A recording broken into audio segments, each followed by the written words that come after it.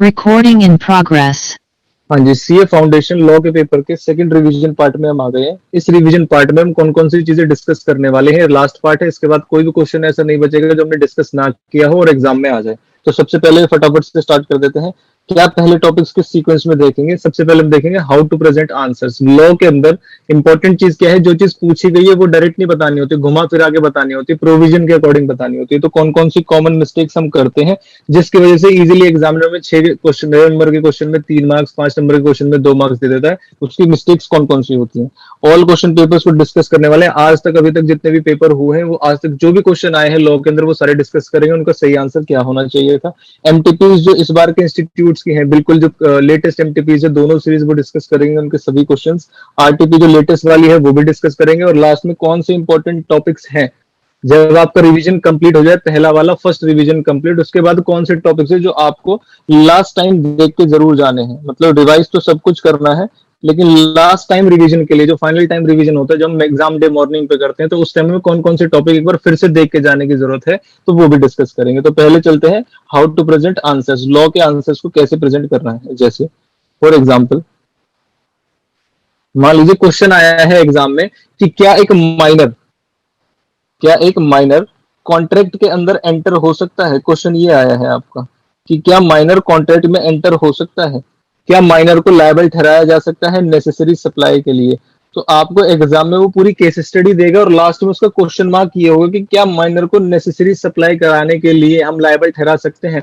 तो हम फटाफट से कौन सी कॉमन मिस्टेक करते हैं, हम सबसे पहले लिख देते हैं यस, हम माइनर को लायबल ठहरा सकते हैं, क्योंकि ये नेसेसरी सप्लाइड का केस है, और कंक्लूजन लिख के आंसर लिख के आ जाते हैं। पूरा का पूरा क्वेश्चन हो जाता है हमारा गलत। मैक्सिमम टू मैक्सिमम आपको 1 नंबर या आधा नंबर मिल जाएगा इसके अंदर, सिर्फ कंक्लूजन लिखने का कि हाँ माइनर को आप लायबल ठहरा सकते हो। हालांकि आइडियली इसका आंसर क्या होना चाहिए था, सबसे पहले आपको बताना चाहिए था नो। आप इसके अंदर बताएंगे क्योंकि माइनर एक कैपेसिटी नहीं रखता टू कॉन्ट्रैक्ट। सेक्शन 11 के अकॉर्डिंग जो माइनर है वो कैपेसिटी नहीं रखता कॉन्ट्रैक्ट करने के लिए। ये पहला स्टेप है आपके आंसर का, जिसमें आप क्या समझा रहे हैं, प्रोविजन। फिर उसके आप बात बताओगे कि इसके अंदर हमने सेक्शन 68 पढ़ा है, जिसके अंदर माइनर को लायबल ठहराया जा सकता है। यहाँ पर आप पॉसिबिलिटी दिखाओगे उसे, और उस पॉसिबिलिटी के बाद फिर बताओगे कि कौन कौन सी कंडीशंस ऐसी हैं जो फुलफिल होंगी तभी माइनर को लायबल ठहराया जा सकता है। उसके बाद जब आपने ये पहले क्या लिखा, प्रोविजन। ये पूरा का पूरा पार्ट क्या है, ये है प्रोविजन। आप सबसे पहले पार्ट में क्या लिख रहे हैं, सिर्फ और सिर्फ प्रोविजन जिसके ऊपर बेस्ड है। क्या अभी तक आपने अपना कंक्लूजन दिया है, आंसर में अभी तक कंक्लूजन नहीं दिया। प्रोविजन में हम दोनों चीजें लिखते हैं। मतलब सबसे पहले हम लिखते हैं प्रोविजन के अंदर जनरल रूल, कि जनरल रूल क्या है related to contract with minor. फिर उसके बाद हम क्या लिखेंगे कि कौन से स्पेशल केसेस में माइनर को लायबल ठहराया जा सकता है, और उसके बाद उसकी कंडीशन बताएंगे। अभी तक क्वेश्चन में कौन पर्सन कौन माइनर, अभी तक हमने कोई भी इसके अंदर डिस्कशन नहीं किया है। फिर उसके बाद जो पार्ट होता है नेक्स्ट पार्ट, उसे हम देखते हैं, बोलते हैं in the given case. In the given case में राम कौन सा ऐसा पर्सन है, राम को बताया गया है, माइनर, मोहन, श्याम, जो भी उसका नाम है। इन द गिवन केस में क्वेश्चन को आप समझाएंगे क्वेश्चन में गिवन क्या है।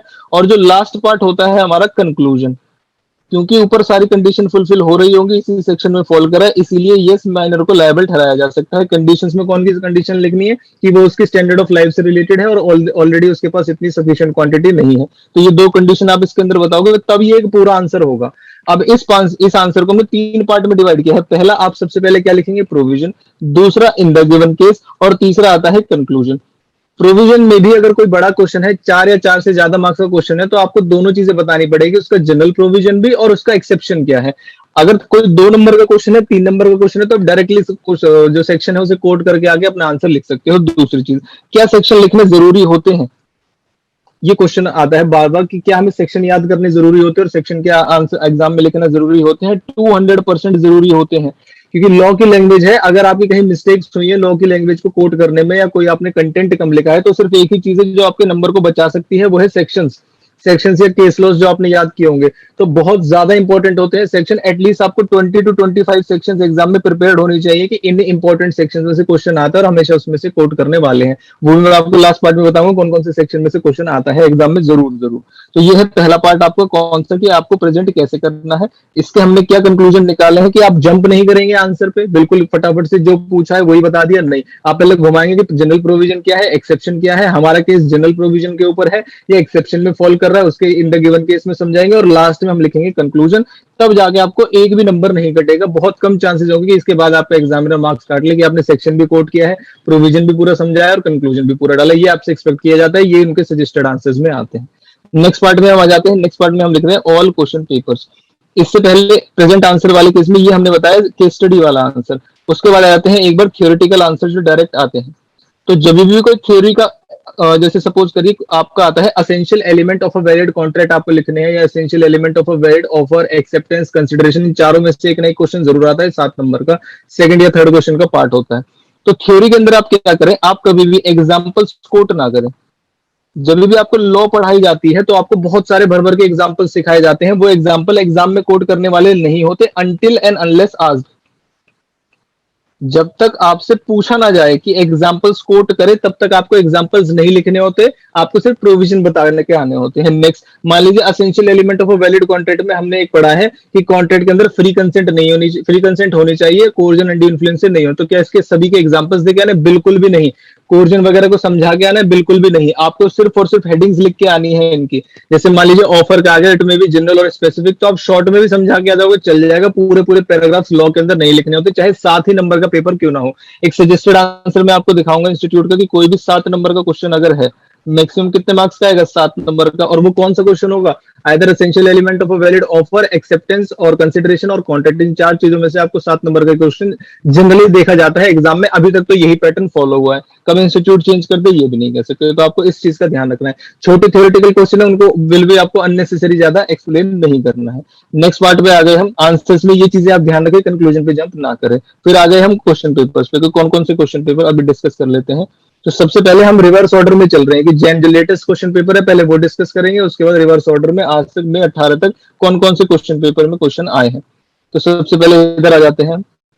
पहला क्वेश्चन जो लास्ट टाइम आया था, mister S aged 50 years was employed in government department, he was going to retire after 2 years. मैं जल्दी जल्दी समझा देता हूं आपको इस क्वेश्चन में आया क्या था। ये एक्चुअली स्टडीमेट से रिलेटेड ही क्वेश्चन है और डिस्कस किया जा चुका है पहले भी, कि 58 साल का एक पर्सन है, गवर्नमेंट डिपार्टमेंट में है, वो अपनी जॉब से 2 साल बाद रिटायर करने वाला है। एक उसका जूनियर है, वो उसको क्या दे रहा है? ब्राइब दे रहा है कि सर आप पहले रिटायरमेंट ले लीजिए ताकि आपकी जगह मेरा प्रमोशन हो जाए और मुझे ये जॉब मिल जाए। इसको कौन से सेक्शन में लिखा जाता है और कौन से पॉइंट के अंदर लिखा जाएगा? आप क्वेश्चन को देख के ही बता सकते हैं कि क्या ये एग्रीमेंट वैलिड है, ऐसे किसी को घूस देना वैलिड है? आंसर इज नहीं, वैलिड नहीं है। क्या है? वॉइड। और वॉइड भी क्या है? वॉइड एग्रीमेंट है। अगर आप खाली इतना लिख के आ जाते हैं तो कौन सा क्वेश्चन है? 4 नंबर का क्वेश्चन है। ज्यादा से ज्यादा आपको आधा नंबर मिलेगा, वो भी ज्यादा से ज्यादा कर दो तो 1 नंबर मिल जाएगा, इससे ज्यादा नहीं मिलेगा। किस केस में आपको पूरे मार्क्स मिलेंगे समझिए। आपको कैसे आंसर लिखना था ये समझिए। आपको सबसे पहले बताना था कि ये कौन सी कैटेगरी, आपको पहले प्रोविजन के अंदर इसकी कैटेगरी बतानी है कि इसकी कैटेगरी क्या है। तो ये कौन सी हेडिंग के अंदर आता है? ये आपका आता है agreements oppose to public policy. तो ये एक ऐसा एग्रीमेंट है जो कि ओपोज टू पब्लिक पॉलिसी है। तो agreement oppose to public policy को आप इंपॉर्टेंट टॉपिक्स की लिस्ट में भी लिख सकते हैं, एक ना एक बार क्वेश्चन जरूर आता है। फिर उसके बाद आप टाइप बताएंगे कि उसमें से कौन से टाइप का एग्रीमेंट है। तो ये कौन से टाइप का एग्रीमेंट है? ये है ट्रैफिक विद रिलेटिंग टू किससे? Public offices. फिर दूसरे पॉइंट में आपको ये बताना है, और ये फिर इसका इफेक्ट क्या होता है, आप इसका इफेक्ट बताएंगे कि इसका इफेक्ट क्या है। इसका इफेक्ट ये है कि जो ये वाले कॉन्ट्रैक्ट होते हैं ये क्या होते हैं? ये वॉइड होते हैं। ये 3 चीजें आपने किस में लिखी है? अभी आप सिर्फ किस में समझा रहे हो? अभी आप सिर्फ प्रोविजन लिख रहे हो, ये पहला पार्ट था कि हम क्या कर रहे हैं, हम प्रोविजन लिख रहे हैं कि ये कैटेगरी है, ये इसका टाइप है और इसका इफेक्ट क्या है, ये प्रोविजन के अंदर कवर हुआ है। सेकंड पार्ट में आप बताएंगे इन द गिवन केस कौन सा पर्सन है जो पब्लिक ऑफिस में है, कौन सा पर्सन को घूस दे रहा है, और लास्ट में आप इफेक्ट लिखेंगे। क्योंकि हमने जो ऊपर प्रोविजन बताए हैं, इन light of the provisions above, हम बोल सकते हैं कि एग्रीमेंट क्या है? वॉइड एग्रीमेंट है। अगर आप इतने स्टेप में आंसर लिख के आएंगे तभी आप एक्सपेक्ट करिए कि आपको पूरे मार्क्स मिलेंगे, अदरवाइज ज्यादा से ज्यादा मैक्सिमम 1 नंबर आपको मिल जाएगा।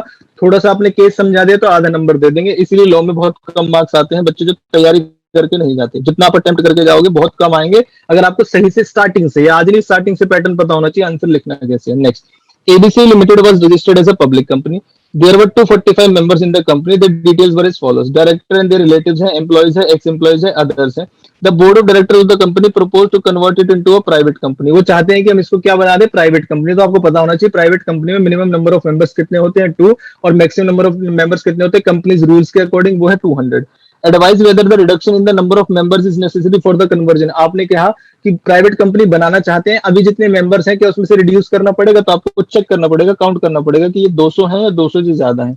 तो सबसे पहली चीज, डायरेक्टर और उनके रिलेटिव क्या मेंबर्स की लिस्ट में काउंट होते हैं? आंसर इज यस, 190 की लिस्ट में काउंट होते हैं। दूसरा, एम्प्लॉइज जो है आपके, तो आपको पहले डेफिनेशन बतानी है कि जब हम मेंबर्स को काउंट करते हैं, पहले आप बताएंगे प्राइवेट कंपनी कौन होती है, फिर उसके बाद बताएंगे कि उसके अंदर मेंबर्स कौन से होते हैं, मेंबर किन किन सी चीजों में मेंबर को इंक्लूड नहीं किया जाता, प्रोवाइडेड दैट लिखना है और प्रोवाइडेड फर्दर दैट, अगर आपने प्रोविजन पढ़ा है तो आपको बताना है ना तो एम्प्लॉइज आते हैं उसके अंदर प्रोवाइडेड दैट में, और बताओगे जो एम्प्लॉयमेंट में थे अर्लियर और उनको मेंबर्स बनाया गया but ceases to be in employment and afterwards but continue in their membership, तो उस केस में भी ना तो एम्प्लॉइज होंगे आपके ना ही एक्स एम्प्लॉइज, इन दोनों को काउंट नहीं किया जाएगा। और प्रोवाइडेड फर्दर दैट में लिखेंगे जो पर्सन जॉइंट ओनर्स के केस में है उन्हें एक सिंगल पर्सन माना जाएगा। तो उन्होंने बोला है अदर जो मेंबर है वो है 20 including 10 joint members holding share jointly in the name of father and son. तो इसके अंदर टोटल 20 मेंबर हैं, जिसके अंदर जो including 10 joint holders holding share in the name of their father, इसके अंदर 10 जॉइंट होल्डर्स है। तो इसका मतलब मैं कितना मानूंगा इसको, 10 ही तो बचे। 10 जॉइंट होल्डर्स है, इसका मतलब किसको मानेंगे, उनको हाफ कर देंगे। तो अब उन्होंने पूछा है क्या रिडक्शन कंपलसरी है, तो 190 इसके अंदर है, इसको आप काउंट नहीं करोगे, ये 10 है, तो क्या आपको फर्दर रिडक्शन करने की जरूरत है? Answer is no, further reduction करने की जरूरत नहीं है। इस क्वेश्चन में दूसरी assumption भी ली जा सकती है कि हमें लगा कि 20 में से 10 लोग जॉइंट ओनर्स हैं तो 5 जो है, तो इसका आंसर 205 भी आ सकता है और आप इसे बोलेंगे कि ये रिडक्शन करने की जरूरत है। इसका कंक्लूजन आपके अजम्पशन पे होगा प्योरली कि आपने इस 10 का क्या मतलब समझा है कि ये इस 20 में से 10 जॉइंट होल्डर्स हैं, तो आप बोलेंगे कि हम इसके अंदर इनको कितने कंप्यूट करेंगे, इनको 15 कंप्यूट करेंगे और ऊपर से नील नील के लेके आएंगे और यहाँ पर टोटल कितने जाएंगे 250। तो आपको क्या लिखना है कि रिडक्शन इन मेंबर्स कंपलसरी है, आप बोलेंगे यस 5 मेंबर्स को उन्हें कम करना पड़ेगा सेकंड, अगर आप अजम्पशन के ऊपर आंसर लिख के आते हैं। Next, what are the rules regulative which is sale by auction under sales of goods. जब ऐसे क्वेश्चन आते हैं एग्जाम में तो आपको ये समझ नहीं आता कि रूल्स तो कभी पढ़ाए ही नहीं गई ऑक्शन सेल के अंदर।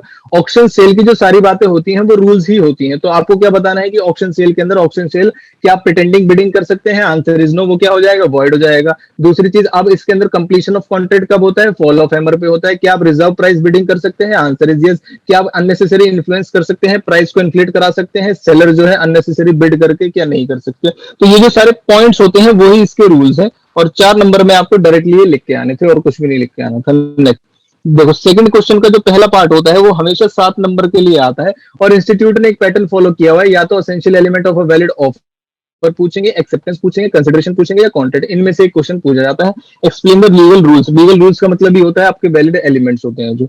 अब पॉइंट ये आता है अगर आप खाली लीगल रूल्स पढ़ के चले जाएंगे तो हो जाएगी दिक्कत। तो आपको सबसे पहले डेफिनेशन पता होनी चाहिए कि अगर ऑफर का आया है तो आप 2A के अंदर लिखेंगे, उसके बाद एक्सेप्टेंस का आया है तो 2B के अंदर लिखेंगे, कंसिडरेशन का आया तो 2D के अंदर लिखेंगे और कॉन्ट्रैक्ट का आया तो 2H के अंदर। पहले डेफिनेशन लिखेंगे उसके बाद एसेंशियल एलिमेंट लिखेंगे। Next, state the circumstances under which LLP and it's partner may face the unlimited liability. तो आपको बताना पड़ेगा एलएलपी की अनलिमिटेड लायबिलिटी कैसी होती है। क्या एलएलपी की अनलिमिटेड लायबिलिटी होती है? यस, मेंबर्स की लायबिलिटी हो सकती है। तो पहले आप क्या बताएंगे, जनरल प्रोविजन क्या है। तो जनरल प्रोविजन क्या उनकी अनलिमिटेड लायबिलिटी होती है? Answer is no. कैसी लायबिलिटी होती है? लिमिटेड लायबिलिटी होती है, लिमिटेड लायबिलिटी इनकी होती है, ये जनरल प्रोविजन है। फिर आप एक्सेप्शनल सर्कमस्टांसेस बताएंगे कि जब एलएलपी के अंदर जो पार्टनर्स हैं वो फ्रॉडुलेंट पर्सन से मिस एप्लीकेशन करते हैं, अथॉरिटी से बाहर जाके काम करते हैं, जो एलएलपी ने उन्हें ग्रांट नहीं की हुई है, तो उस केस में जो एलएलपी है या उसके जो पार्टनर्स हैं वो कर सकते हैं अनलिमिटेड लायबिलिटी को फेस। उसके बाद what do you mean by particular partnership? वो पार्टनरशिप जो हम पर्टिकुलर पर्पस या वेंचर के लिए लेते हैं, हम ऑलरेडी डिस्कस कर चुके हैं। Who is nominal partner under the partnership? Nominal partner उसकी लायबिलिटी। तो आपने 11th क्लास में पढ़ा होगा टाइप्स ऑफ पार्टनर्स के अंदर, या इसके अंदर भी पढ़ा होगा types of partner. Nominal partner कौन सा पर्सन होता है? जो अपना नाम लेंड करता है। तो आपको पता होना चाहिए वो सिर्फ फॉर्म को क्या देता है, अपना नेम देता है।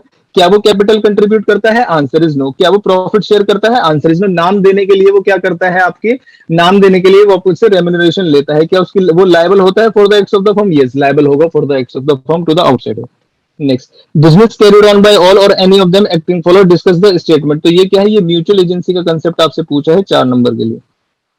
तो म्यूचुअल एजेंसी में बताएंगे कि सभी पार्टनर्स आपस में क्या होते हैं, एक दूसरे के प्रिंसिपल भी होते हैं और एजेंट भी होते हैं। Next, mister B makes a proposal to miss S for post is telegram जो है 10 लाख से भेजा है, पोस्टेड द लेटर। जब पोस्ट कर दिया है उन्होंने ऑफर 10 तारीख को, उनको 13 तारीख को पहुंचा था। एज इट इज एग्जांपल 13 तारीख को पहुंचा था, फिर उन्होंने विड्रॉ करने के लिए बोल दिया था, तो क्या विड्रॉल वैलिड होगा? सेम एग्जांपल हम एक बार कर चुके हैं। तो आपसे क्या पूछा गया है, on which date offer made by will be complete, तो आप बताएंगे 13 तारीख को। जब पढ़ लेता है offeree, when it comes to the knowledge of offeree, तब वो कंप्लीट माना जाता है। तो जब उसने एक्सेप्टेंस भेजा 16 तारीख को एंड लेटर रीचेस 17 तारीख को उसने टेलीग्राम भेज दिया। तो ये लास्ट वाले लेक्चर में ही हम देख चुके हैं, तो हम इसमें टाइम वेस्ट नहीं करेंगे। Next, what is the difference between condition and warranty? तो कंडीशन एंड वारंटी के अंदर क्या डिफरेंस होता है? पहली चीज, आप कंडीशन को डिफाइन करेंगे 12A के 12(2) के अंदर, और वारंटी को डिफाइन करेंगे 12(3) के अंदर, तब आपको पूरे मार्क्स मिलेंगे। अगर आप खाली बस टेबल बना के आ गए तो बड़ी दिक्कत हो जाएगी। तो पहले आप डिफाइन करिए कंडीशन क्या होती है, वारंटी क्या होती है, आप पहले ही लिख दीजिए। डिफरेंस से पहले आप डिफाइन कर दीजिए, उसके बाद टेबल बना के डिफरेंस बताइए कि ये सेक्शन है। कंडीशन जो है essential to the main purpose होती है, वारंटी जो है क्या होती है, collateral to the main purpose होती है। उसके बाद कंडीशन जो है, अगर breach of condition gives the right the buy to resign the contract and claim damages, warranty के अंदर सिर्फ क्या कर सकते हो, डैमेजेस क्लेम कर सकते हो। क्या ब्रीच ऑफ कंडीशन को ब्रीच ऑफ वारंटी ट्रीट कर सकते हैं? Answer is yes. लेकिन क्या ब्रीच ऑफ वारंटी को ब्रीच ऑफ कंडीशन ट्रीट कर सकते हैं? Answer is no. तो ये ब्रीच वाला केस भी आपको बताना है इसके अंदर कि कब कब वो ट्रीट किया जा सकता है। 6 नंबर का क्वेश्चन है और इंपॉर्टेंट क्वेश्चन है। आगे, आप कोई भी असम्पशन ऐसी ना लगा के जाएं कि ये तो लास्ट टाइम का पेपर था तो इस बार नहीं आएगा। क्वेश्चन पूछने का तरीका बदल दिया जा सकता है। हो सकता है डायरेक्ट क्वेश्चन पिछली बार आया था, इस बार आपसे क्या पूछ लिया जाए, केस स्टडी बेस्ड में। तो हम जो लॉजिक लगाते हैं ना, पिछली बार ये आ गया, उससे पिछली बार ये आ गया, अब ये नहीं आएगा, वो बिल्कुल भी लगाना, सब कुछ पढ़ के जाना। M and P were partners in a firm. The firm ordered JR Limited to supply furniture. P dies and M&N continues the business in the name of the firm. ये हमने लास्ट टाइम जो last video थी उसके अंदर discuss किया था कि अगर कोई पर्सन मर जाए तो उसको नोटिस देने की जरूरत नहीं है। उसके जो भी आपके जो लीगल रिप्रेजेंटेटिव है उन पर्सन के, वो आपको लायबल नहीं ठहराया जा सकता। उनको कोई भी एक्स के लिए जो फर्म ने आगे किया है, जो भी उनका शेयर बनता है उस शेयर को जो है आपको उन्हें देना पड़ेगा। अगर आप नहीं देते हैं तो जो सामने वाली पार्टी है उसके पास राइट होता है, मतलब लीगल रिप्रेजेंटेटिव का, कि या तो आपसे जो आगे बिजनेस किया जा रहा है उसके प्रॉफिट्स में शेयर ले ले जो ऑलरेडी इसी साइड था, या फिर उसे लोन ट्रीट करके 6% का इंटरेस्ट ले। Next, Mr. T was a retail trader of fan and various kinds. Mr. M came to shop and asked for an exhaust fan for kitchen. क्या पूछा गया है कि मुझे एग्जॉस्ट फैन दे दीजिए, किसके लिए, किचन के लिए। Mister T showed him different brands and mister M approved for a particular brand and paid for it. Fan was delivered to Mr. M's house. At the time of opening the packet, he found that it was a table fan. जब packet open किया, हमें कौन सा चाहिए था, kitchen के लिए कौन सा, एग्जॉस्ट फैन जो लगता है। आगे हमें कौन सा मिल गया, टेबल फैन। आगे, he informed Mr. T about the delivery of his wrong fan. Mr. T refused to exchange the same, saying the contract was complete after the delivery of the fan and payment of price. Discuss whether T is right to refuse the exchange as per provision of. तो बताइए क्या वो refuse कर सकता है। ये हमने क्या देखा है, सेल अंडर ब्रांड नेम। तो let the buyer be aware का क्या है, पहले हम बताएंगे इसके अंदर रूल कैविट एम्प्टर का, कि जो खरीद रहा है, रूल ऑफ कैविट एम्प्टर आपको इसके अंदर समझाना है कि जो पर्सन खरीद रहा है उसको खुद देखना चाहिए। फिर उसके अंदर आपको बताना है इसकी एक्सेप्शन की। एक्सेप्शन के अंदर आप बोलते हो सेल अंडर ब्रांड नेम और ट्रेड नेम। जब हम ब्रांड नेम के अंदर खरीदते हैं तो हमें पैकेट को अंदर से देखने की जरूरत नहीं है। कोई पर्सन जो इतने सालों से बेच रहा है तो उसके अंदर वही चीज निकलनी चाहिए। तो क्या यहाँ पर बायर लायबल है अपना जो गुड्स है उसे वापस लेने के लिए? Answer is this. तो रेमेडी क्या है आपके पास रेमेडी ये है कि आप कॉन्ट्रैक्ट को रिसाइंड कर सकते हैं, डैमेजेस क्लेम कर सकते हैं। इसे एक इंप्लाइड कंडीशन भी बोला जाता है, सेल अंडर ब्रांड नेम को। Next, doctrine of indoor management आपको समझा है। कंपनीज एक्ट के अंदर 2 डॉक्ट्राइन है, doctrine of indoor management and doctrine of ultra vires. दोनों में से हर बार कोई ना कोई क्वेश्चन आता है, तो आपको ये चीज ध्यान रखनी है। और कब आउटसाइडर को क्लेम नहीं किया जा सकता ये भी आपको पता होना चाहिए। जब उसे नॉलेज हो अंडर मैनेजमेंट की, उसे पहले से पता हो, एडवांटेज लेने के लिए कर रखा हो, ये सब। इसके अंदर आपको केस लॉ जरूर लिख के आना है। कौन सा? Royal British bank versus Turquand. ये आपको रेफरेंस केस लॉ जब आप लिख के आएंगे सेक्शन की जगह, रेफरेंस केस लॉ भी बहुत काम के होते हैं। Next, A general rule is that agreement without consideration is void, और आपको उसकी एक्सेप्शंस बतानी है। कौन सा सेक्शन आएगा इसके अंदर? Section number 25, no consideration no contract. सारी चीजें आपको बतानी है 5 नंबर के लिए direct question. Next, discuss the liability of a partner for the act of the fund and liability of firm for the act of partner to third party as per Indian contract act. तो आप क्या देखते हो, firm के लिए liability, जो भी partners अपनी जो भी कैपेसिटी में रह के, अथॉरिटी में रह के काम करता है थर्ड पार्टी के साथ, उसके लिए पूरी फर्म और अदर पार्टनर्स लायबल होते हैं। लेकिन जब वो बियॉन्ड अपनी कैपेसिटी चला जाता है तो फर्म लायबल ना होके वो पार्टनर पर्सनली लायबल कहलाया जाता है। तो ये पॉइंट आपको समझाना था। Next, SK Infrastructure Limited has a paid up share capital divided into 6 lakh equity share 100 each के 2 lakh equity shares of company are held by central government, 1,20,000 equity share are held by government of Maharashtra यानी state government. Explain with reference. देखो total कितनी थी, 6 लाख। 2 लाख जो है central government के पास है और 1,20,000 क्या है, किसके पास है? ये है आपकी स्टेट गवर्नमेंट के पास। प्रोविजन क्या है गवर्नमेंट कंपनी की, आपको इसके अंदर डेफिनेशन समझाने की। गवर्नमेंट कंपनी कौन सी कंपनी होती है? Government company in which not less than 50%, आप लिखो मोर देन 50% लिखोगे, या not less than 51% share are held by the central government और स्टेट गवर्नमेंट और एनी यूनियन टेरिटरी, और partly by central government, partly by state government और union territory government. इन सभी के पास होने चाहिए। तो टोटल आपके पास 6 लाख थी, उनमें से इनके पास कितनी है, इनके पास टोटल मिला के 3,20,000 है। तो बताइए क्या इस ये 50% से ज्यादा है? आंसर ये 50% से ज्यादा है और ये गवर्नमेंट कंपनी। ये नवंबर 21 का पेपर था, बहुत ही इजी था, कोई दिक्कत नहीं है इसके अंदर। नेक्स्ट आ गए हम जो नवंबर सॉरी जैन 21 का था, अब आ गए नवंबर 21 वाले पे। Mr. X, a businessman, has been finding a lot long drawn litigation with the Mr. Y। अब इस क्वेश्चन में क्या होता है, ये ऑलरेडी एक्चुअली इतनी बार क्वेश्चन कराए गए हैं कि आपको क्वेश्चन एग्जाम में देखते ही पता चल जाएगा कि इसके अंदर हो क्या रहा था। एक पर्सन है जो उनके सूट को टेकअप कर रहा था, मतलब लॉयर था, और हमने उनसे मना कर दिया कि आप इनके जो भी इनका केस है उसे टेकअप नहीं करिए। तो इसके अंदर कौन सा आएगा, ये आएगा आपका interference, interference with court of justice. ये आपको बताना था। और किसके अंदर आते हैं, ये आते हैं agreement oppose to public policy के अंदर आते हैं। ये आपको पॉइंट समझाना था कि ये इसका मेन जो कैटेगरी है वो ये है, टाइप जो है वो ये है। इनके साथ होता क्या है, एग्रीमेंट वॉइड होता है और वही conclusion in the given case के बाद लिख के आना था, पूरे नंबर मिलते हैं आपको। ABC limited has allotted equity shares with the voting right to XYZ limited, 15 crore के दिए हैं।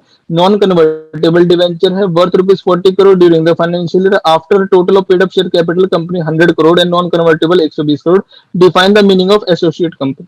क्वेश्चन में लिखा बहुत कुछ गया है, लेकिन आपसे क्या पूछा गया है, आपको डिफाइन करना है एसोसिएट कंपनी। आपको बताना पड़ेगा एसोसिएट कंपनी कौन सी कंपनी होती है जिसके पास 20% से ज्यादा शेयर होल्डिंग होती है, और जो सब्सिडरी कंपनी नहीं होती उसको डिफाइन करके इसके अंदर आपको आंसर लिखना है। मेन इंपॉर्टेंट चीज क्या है इसके अंदर, डेफिनेशन ऑफ एसोसिएट कंपनी, वो आपको याद होनी चाहिए।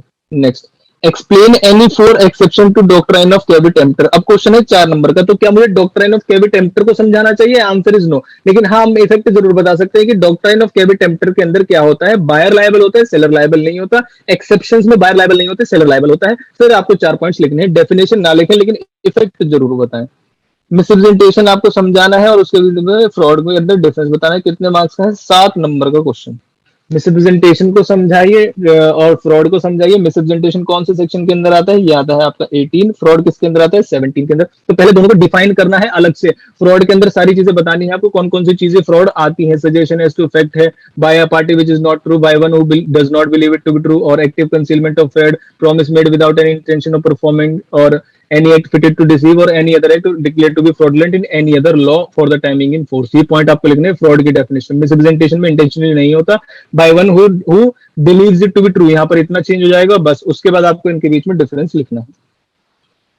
State the circumstances under which LLP may be wound up by the tribunal. Tribunal LLP को कब वाउंड अप कर सकती है? जब एलएलपी खुद जाके बोल दे जी हमें वाउंड अप कर दो। ये हम क्वेश्चन ऑलरेडी डिस्कस कर चुके हैं। फ्रॉडलेंट तरीके से डेब्ट्स को पे नहीं किया जा रहा है, रिटर्न को नहीं भरा जा रहा है, उनका ड्यूज क्लियर नहीं है, तो इन सभी केसेस में वो भर सकते, उनको बोला जा सकता है। Next, what do you mean by partnership at will? तो पार्टनरशिप एट विल का मतलब क्या है, जिसमें कोई भी टाइम डिफाइंड नहीं है, कोई वेंचर डिफाइंड नहीं है, बस पार्टनरशिप चले जा रही है। और अगर फिक्स टाइम की पार्टनरशिप थी लेकिन टाइम एक्सपायर हो गया और पार्टनरशिप को कंटिन्यू कर रहे हो तो पार्टनरशिप विल के अंदर आएगा। Right to expel partner must be exercise in good faith. तो आपको समझाना है दोनों चीजें, 33 भी समझाओ और 33(1) भी समझाओ।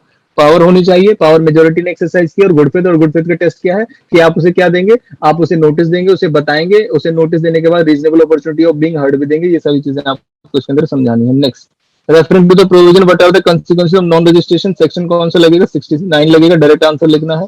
What are the rights to won't be affected by non registration of partnership firm. ये भी हम लास्ट वीडियो में डिस्कस कर चुके हैं कि जब आपके पास रजिस्ट्रेशन नहीं है फिर कौन से राइट आप सेट ऑफ क्लेम कर सकते हो। 100 रुपीज तक का थर्ड पार्टी आपके ऊपर केस कर सकती है। आप फॉर्म के अकाउंट को वाउंड अप कराने के लिए आप ट्रिब्यूनल के पास जा सकते हैं। तो ये सारे राइट्स जो इस पे नहीं होते हैं। Next, in light of the provision of Indian contract act 1872 answer the following. इनका आपको आंसर करना है। Mister S and mister R made contract where in mister S agree to deliver paper cup manufacturing machine. देखो यही same question हम already discuss कर चुके हैं लास्ट क्लास में कि पेपर कप मैन्युफैक्चरिंग मशीन को हमने बोला था, डिलीवरी पे उन्होंने पैसे नहीं दिए हैं। अब बताइए क्या हम डिलीवरी पे, अभी मैंने गुड्स डिलीवर किए नहीं है, वो पैसे देने से मना कर रहे हैं, तो बताइए क्या अब मैं जरूरी है कि मैं अपना प्रॉमिस पूरा करूं कि मैं अपनी जो मशीनरी है वो इसके अंदर डिलीवर कर दूं? तो आंसर इज नो। ये कौन सा क्वेश्चन है? ये है रेसिप्रोकल प्रॉमिस का क्वेश्चन है। रेसिप्रोकल प्रॉमिस के अंदर promisor is not or promisee is not required to perform the promise until the other party is willing and able to perform। तो जब तक वो willing और able to pay या perform नहीं है तब तक आपको perform करने की कोई जरूरत नहीं है। Next, Mr. Y given a loan of ₹30 lakh, Mr. G defaulted the loan due to and debt became time bar debt। तो time bar debt बन गई है। After the time barred debt, time barred debt कब बनती है? Limitation act के according जब भी ड्यू डेट से 3 साल एक्सपायर हो जाते हैं तब वो टाइम बार डेट बन जाती है। क्वेश्चन में डेट नहीं दी लेकिन बता दिया गया है कि एक टाइम बार डेट है।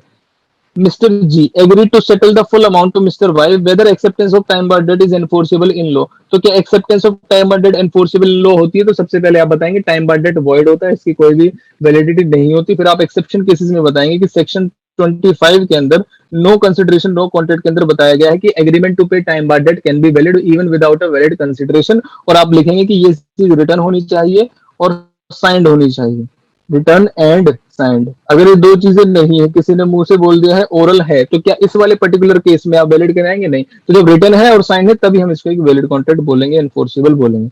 ए and B entered into a contract to supply unique item alternate which is not available in the market. तो क्वेश्चन में ये बोला गया कि एक पर्टिकुलर आइटम के लिए जो यहाँ पर कॉन्ट्रैक्ट किया गया है जो कि यूनिक है और मार्केट में जनरली अवेलेबल नहीं है, आगे बाद में उस पर्सन ने मना कर दिया है। What are the direction could be given by the court for breach of contract. आपको कोर्ट का जज मान लिया और आपसे बोला है कि भाई साहब बताइए बताइए क्या आप ऑर्डर देंगे। एक ऐसा सामान था जो जनरली मार्केट में नहीं मिलता, तो आप बोलेंगे एक पर्टिकुलर परफॉर्मेंस के लिए आप इन्हें एनफोर्स किया जा सकता है कि आप परफॉर्मेंस ही पूरी करिए, आप इसके अंदर डैमेजेस से काम नहीं चलेगा, क्योंकि ये चीज मार्केट में आप पैसे दिलवा दोगे, थोड़े बहुत एक्स्ट्रा पैसे दिलवा दोगे, क्या मार्केट में मिल जाएगी? Answer is no. तो आप परफॉर्मेंस को एनफोर्स कराएंगे। यहाँ पर नेक्स्ट क्वेश्चन में बोला है नॉन ओनर कौन कौन से सर्कमस्टेंसेस में बोनाफाइड परचेजर को बेटर टाइटल, मतलब पहले आप इसके अंदर जनरल प्रोविजन समझाएंगे कि जो एक पर्सन है जब तक उसके पास गुड टाइटल नहीं है, वो ओनर नहीं है, तो सामने वाले पर्सन को ओनरशिप ट्रांसफर नहीं कर सकता। फिर आप एक्सेप्शन समझाएंगे इसके अंदर कि इसकी एक्सेप्शन क्या है। एक्सेप्शन का मतलब क्या है? जिसके पास गुड टाइटल नहीं है, जो ओनर नहीं है, तब वो भी बेचे तभी भी कॉन्ट्रैक्ट क्या होंगे? वैलिड। जैसे मान लीजिए मैंने कोई एजेंट अपॉइंट किया है, एजेंट सेल कर रहा है, गुड्स उसके नहीं है लेकिन फिर भी वैलिड सेल होगी। और जॉइंट ओनर्स के केस में होता है ऐसा कि किसी भी जॉइंट ओनर के पास है, तभी भी आप इसके अंदर और कौन से क्वेश्चन लिख सकते हैं? आप लिख सकते हैं जो already sold the good but continues in possession thereof. Unpaid seller अगर करेगा तो वो भी वैलिड होगा। फाइंडर ऑफ लॉस गुड्स होगा तो वो भी वैलिड होगा। सभी के आप सेक्शन भी बता सकते हैं।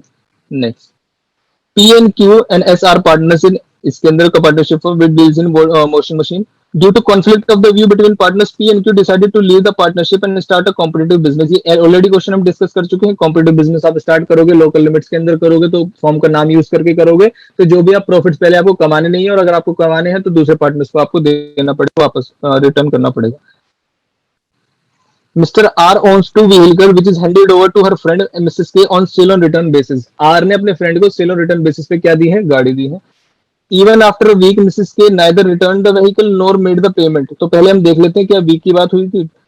Two wheeler which है handed over by her on sale on return basis। Even after a week, K neither returned the vehicle nor made the payment। She instead pledged the vehicle to Mr. A। तो आपको बताना है, सबसे पहले provision समझाना है, इसका complete provision कि सेल ऑन रिटर्न बेसिस पे ओनरशिप किस किस केस में ट्रांसफर होती है। तो पहले आप बताएंगे कि मान लीजिए आपने सेल ऑन रिटर्न बेसिस पे दिया था, सामने वाले पर्सन ने एक्सेप्ट कर लिया 4 दिन के, 1 वीक का टाइम दिया था, 4 दिन के अंदर एक्सेप्ट कर लिया कि हाँ हमें चाहिए। दूसरे केस में टाइम एक्सपायर हो गया है, टाइम एक्सपायर हो गया है लेकिन आपको उसने अपने पास ही सामान रखा हुआ है। तीसरे केस में वो कुछ ऐसा काम कर दे जो कि ओनरशिप के इनकंसिस्टेंट हो, तो तीसरे केस के अंदर ही फॉल करता है। उसने प्लेज कर दिया है, प्लेज करने का मतलब इंप्लाइड है वो कोई ऐसा एक्ट करता है जो कि ओनरशिप के कंसिस्टेंट, मतलब वो खरीदना चाहता है। तो आप इसके अंदर बोलेंगे कि क्या यहाँ पर बोला है now mister R wants to claim the two wheeler from mister A, will he succeed. तो आर जो है, आर टू व्हीलर लेना चाहते हैं जिसकी गाड़ी थी, मैं अपने फ्रेंड से टू व्हीलर वापस लेना चाहता हूं कि तुमने तो बताया ही नहीं, तो क्या मैं ले पाऊंगा? Answer is no. सामने वाले पर्सन ने उसे थर्ड पार्टी को दे दिया है, तो अब मेरे पास राइट अगेंस्ट गुड्स है ही नहीं। अब मेरे पास राइट अगेंस्ट किसके बच जाएगा? आर के पास। और अब मुझे बस आर से कैसे ले सकते हैं? सिर्फ प्राइस। गुड्स ले सकते हैं? नो। प्राइस क्लेम कर सकते हैं? यस। तो आपको बताना पड़ेगा गुड्स तो टू व्हीलर तो नहीं मिलेगी क्योंकि ओनरशिप ट्रांसफर हो चुकी है, आपको प्राइस मिल जाएगा। Explain the points of section 8 company. Section in company में सेक्शन 8 कंपनी की डेफिनेशन पता होनी चाहिए और प्रोसीजर होना चाहिए, ये हम already discuss. Annual difference between wagering agreement and contract of insurance. तो वेजरिंग और एग्रीमेंट और कॉन्ट्रैक्ट में विन और लूज की सिचुएशन सिर्फ वेजरिंग में होती है, प्रीमियम किसमें होता है? सिर्फ कॉन्ट्रैक्ट में होता है। वैलिड कौन सा होता है? Contract of insurance. वॉइड कौन सा होता है? Wagering agreement. सारी चीजें आपको समझानी। Explain in detail circumstances which lead to liability of the firm for misapplication. इसका आंसर मैंने आपको ऑलरेडी लिखवाया हुआ है, अलग से कितना लिखना है इसके अंदर। Next, Mike Limited Company incorporated in India having license office at Singapore। Explain in detail the meaning of foreign company। तो पहले आपको फॉरेन कंपनी समझाना है, और फॉरेन कंपनी का पहला ही पॉइंट ये है कि फॉरेन कंपनी वो कंपनी होती है जो कि इनकॉर्पोरेटेड आउटसाइड इंडिया होती है। लेकिन इस कंपनी के अंदर गलती क्या हो गई है? और इनकॉर्पोरेटेड इन इंडिया है, तो क्या ये फॉरेन कंपनी है? Answer is no. तो यहाँ पर आपसे क्या पूछा गया है? आपको पहले डिफाइन करनी है, तो पहले मीनिंग समझानी है, उसके बाद बताना है whether Mike limited would be called as foreign company और नॉट। तो क्या ये माइक लिमिटेड फॉरेन कंपनी है? No, it is incorporated in India, तो एक इंडियन कंपनी। आपका नवंबर 20 का क्वेश्चन पेपर हो गया। हमारे पास 3 से 4 क्वेश्चन पेपर हो रहे हैं, हम फटाफट से देख लेते हैं। X found a wallet, founder of loss good, section number 71। हम थोड़ा जल्दी करेंगे। Anil found a 1% company, last class में डिस्कस किया था आपने। 1% कंपनी जो फॉर्म कर ली है, तो क्या आप एनी अदर क्लास में उसे कन्वर्ट कर सकते हो? तो जनरल प्रोविजन नहीं कर सकते, unless 2 years have elapsed from date of incorporation. लेकिन कुछ केसेस में ऐसा हो सकता है, जैसे कि आपका एवरेज एनुअल टर्नओवर 2 करोड़ से ज्यादा चला जाए, paid up share capital 50 lakh से। यहाँ पर आपका एवरेज एनुअल टर्नओवर 2 करोड़ से ज्यादा चला गया, तो ये कन्वर्ट हो जाएगी। State the various essential elements to involve in the sale of unascertained goods and its appropriation. तो अनएसर्टेन गुड्स के अंदर आपको बताना पड़ेगा कि एक्सप्रेस कॉन्ट्रैक्ट है, इससे रिलेटेड एप्रोप्रिएशन बायर के एजेंट से, बायर से पूछ के किया गया था, या तो बायर ने किया था या सेलर ने किया था। अप्रूवल पहले भी ली जा सकती है, बाद में भी ली जा सकती है। ये सारी चीजें आपको समझानी है 4 मार्क्स में। कंसिडरेशन क्या है और इसके लीगल रूल्स क्या है, 7 नंबर के लिए क्वेश्चन आया है आपके एग्जाम में कि कंसिडरेशन क्या होती है। तो 2D के अंदर आपको बताना पड़ेगा कंसिडरेशन की डेफिनेशन और फिर उसके लीगल रूल्स समझाने पड़ेंगे। कंसिडरेशन में प्रेजेंट, पास्ट और future, must move at the desire of promisor, may move from promisee और एनी अदर पर्सन, लॉफुल होनी चाहिए, रियल होनी चाहिए, नॉट इल्यूजरी होनी चाहिए। ये सारी चीजें आपको समझा देंगे। तो consideration must be something which is promisor is not already bound to do. ये पॉइंट आपको लिखना है, ये शायद बुक में नहीं लिखा हुआ। Discuss the condition under which LLP will be liable and not liable for the acts of the partner. तो जब भी जब कोई भी partner with in the authority रह के काम करेंगे तो उनके एक्ट्स के लिए एलएलपी लायबल होगी, और जब जब partner with in the outside authority जाके काम करेंगे तो एलएलपी लायबल नहीं होगी, उन पार्टनर्स को पर्सनली लायबल ठहराया जाएगा। नेक्स्ट, आपको कंटिन्यूइंग गारंटी बताना है और रिवोक कब हो जाती है। तो मान लीजिए किसी पार्टनरशिप में सभी पार्टनर्स ने मिलकर कंटिन्यूइंग गारंटी दी हुई है, उसके बाद किसी पार्टनर की डेथ हो जाती है, इंसॉल्वेंसी हो जाती है, वो चेंज हो जाता है, रिटायर हो जाता है, चला जाता है। इन सभी के केस में जो कॉमन आपने कंटिन्यू गारंटी दी हुई थी वो रिवोक हो जाती है उस डेट तक जब ये इवेंट हैपन हुआ है। उससे पहले के एक्ट्स के लिए सभी लायबल रहेंगे, बाद वाले एक्ट्स के लिए लायबल नहीं रहेंगे। गुडविल की डेफिनेशन आपके पास बिल्कुल लिखवाई हुई है अलग से। सबसे पहले चीज डिफाइन करने से पहले आपको बताना पड़ेगा कि in Indian partnership act 1932 goodwill has not been defined. तो गुडविल डिफाइंड नहीं है, आप इसे अपने ऑनवर्ड्स में लिखेंगे। ऑनवर्ड्स मतलब जो स्टडी मेट ने समझाया है, स्टडी मेट ने क्या समझाया, गुडविल क्या है, एनीथिंग ऑफ वैल्यू है जो फ्यूचर में आपको रिटर्न्स देगी, जो फ्यूचर में एक्सपेक्टेड प्रॉफिट्स होते हैं उन्हें गुडविल बोला जाता है। तो इसकी डेफिनेशन आप पढ़ के जाए, बना के ना जाए। Next, with reference to provision of Indian Partnership Act 1932, explain the various effects of insolvency of partner। इसमें आपको समझाना है, इंस्टीट्यूट के अंदर डायरेक्ट क्वेश्चन इसमें दिया हुआ है। इंसॉल्वेंसी हो जाएगी तो क्या होगा, कौन सी डेट के लिए लायबल होंगे। इंसॉल्वेंसी जब हो गई है उसके बाद एक्ट के लिए ना तो पार्टनर लायबल होगा फॉर्म के एक्ट के लिए, और ना ही फॉर्म लायबल होगी पार्टनर के एक्ट के लिए। ये चीज आपको समझानी है। Next, Sonumal, a wealthy individual, provided a loan of 80,000 to Datumal on इतना the borrower Datumal asked for further loan of 1,50,000 which Sonumal agreed but provided the loan in parts on different date। he provided इतने amount को इतने दिन दिया है, और उसके बाद आ गया है 10 तारीख को दातुमल ने पे किया 75,000 to Sonumal, insisted that lender should adjust 50,000 towards the loan taken. उन्होंने डेट बता दी कि जो बाद में लोन लिया था भाई साहब ये उसके लिए पैसे दे रहा हूँ, एंड बैलेंस अगेंस्ट दिस। आपसे क्या पूछा गया है, mister Sonumal objected to this arrangement and asked the borrower to adjust the order in data of borrowing limits. तो बोरोड फंड्स के डेट के, शायद डेटा डाटा नहीं है, डेट है कि डेट पे जब भी कोई इंग्लिश में कंफ्यूजन है हिंदी में जाके पढ़ सकते हैं। तो डेट के अकॉर्डिंग तो आपको समझाना है, तो आपको बताना है 59 सेक्शन, 60 सेक्शन और 61 के अंदर आपको बताना है। पहली चीज, जब सेवरल एप्स कोई डेप्ट ओ करता है, कोई डेटर ओ करता है और वो जब पे ऑफ करता है, तो पहली चीज व्हेन पेमेंट इज इंडिकेटेड, कौन से debt to be discharge is indicated. 60 में बताना है debt to be discharge is not indicated by the debtor but creditor अपने डिस्क्रिप्शन पे कर सकता है। 61 में क्या बताना है, neither the debtor or nor creditor has indicated। तो 61 में इन ऑर्डर ऑफ टाइम के होगा, ये आपको सुनना है। Next, what are the rights of unpaid seller against the goods. Against goods आपके पास क्या राइट है, तो अगेंस्ट गुड्स आपके पास क्या है, आप लियन लगा सकते हैं प्रोवाइडेड गुड्स आपकी पोजीशन में हो। आप स्टॉपेज इन ट्रांजिट लगा सकते हैं प्रोवाइडेड आपके यहाँ से पोजीशन जा चुका है लेकिन बायर के पास है, उसके एजेंट के पास लॉफुली नहीं पहुंचा है, तो आप स्टॉपेज इन ट्रांजिट लगा सकते हैं प्रोवाइडेड वो इंसॉल्वेंट भी हो जाए। और लास्ट में रीसेल का राइट आपके पास, 3 राइट आपके पास होते हैं। अगर मान लीजिए अगेंस्ट गुड्स ना पूछ के आपसे अगेंस्ट बायर पूछा है तो आप क्या बोलेंगे, प्राइस का मांग सकते हैं, डैमेजेस मांग सकते हैं और इंटरेस्ट मांग सकते हैं।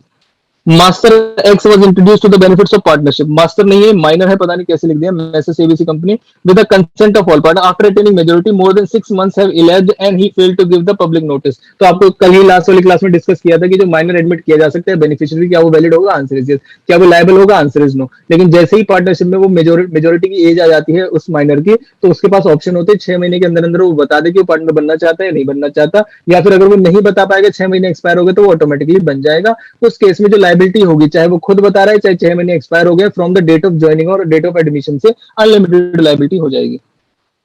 Mrs Geeta went to the local rice and wheat wholesale shop and asked for 100 kg of basmati rice. ये कल ही क्वेश्चन देखा था हमने, 100 kg ऑफ बासमती राइस पूछा था।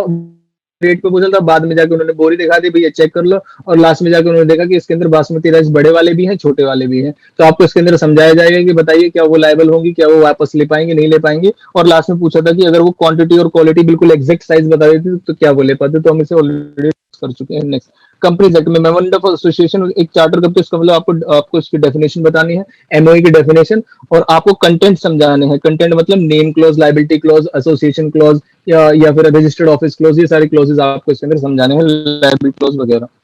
कोर्जन क्या है, तो आपको सेक्शन 15 समझाना है।